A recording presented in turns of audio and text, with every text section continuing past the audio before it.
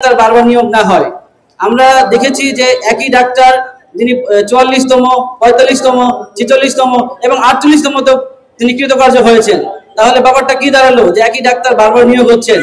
সরকার দেখাচ্ছে যে প্রায় 8000 ডাক্তার এই কয়েক বিসিএস এর মাধ্যমে নিয়োগ দিচ্ছে, কিন্তু বাস্তবে কিন্তু তা হচ্ছে না। মাত্র 3-4 হাজার ডাক্তারই ঘুরে ফিরে নিয়োগ পাচ্ছেন। তো এই সিস্টেমটা চেঞ্জ করতে হবে, এরকম যাতে না হয়। কর্তৃক আজকের এই মানববন্ধনে আমরা কেন হাজির হয়েছি সেটা আপনাদেরকে বলতে চাই।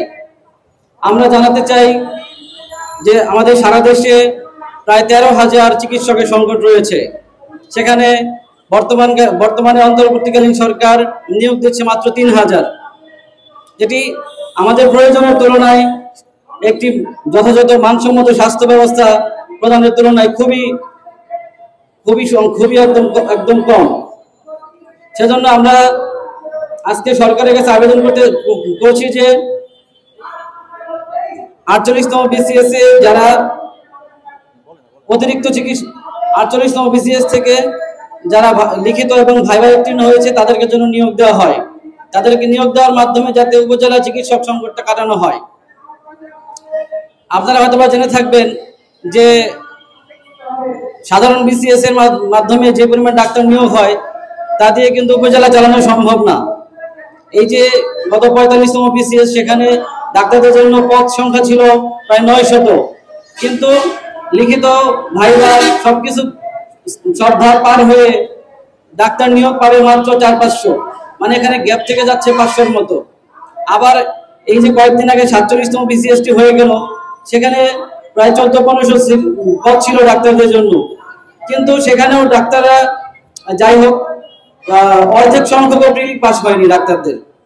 তার মানে লিখিত এবং প্রিলি পাস করে, প্রিলি লিখিত এবং ভাইভা উত্তীর্ণ করে সেখানে ডাক্তার যেতে পারে সর্বোচ্চ 400-500 জন, মানে 900 বা 1000 সিট খালিই যাবে।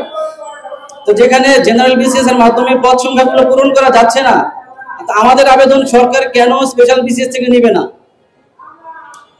সুতরাং দেশের চিকিৎসা ব্যবস্থার সংকট কাটানোর জন্য আমাদের জোর দাবি যে 48তম বিসিএস থেকে যারা লিখিত এবং ভাইভা উত্তীর্ণ হয়েছে তাদের সবাইকে যেন নিয়োগ দেওয়া হয়। আসলে 48তম বিসিএস এর আরেকটি শুভঙ্করে ফাঁকি রয়েছে, আপনারা জানেন কিনা যে 45তম, 44 এবং 46 বিসিএস এ প্রায় 1500-র মতো ডাক্তার চলে যাবে। মানে যারা সিনিয়র বিসিএস এ যারা নিয়োগ পাবে তারা তো আর 48তম বিসিএস এ থাকবে না, তারা চলে যাবে সিনিয়র বিসিএস এ।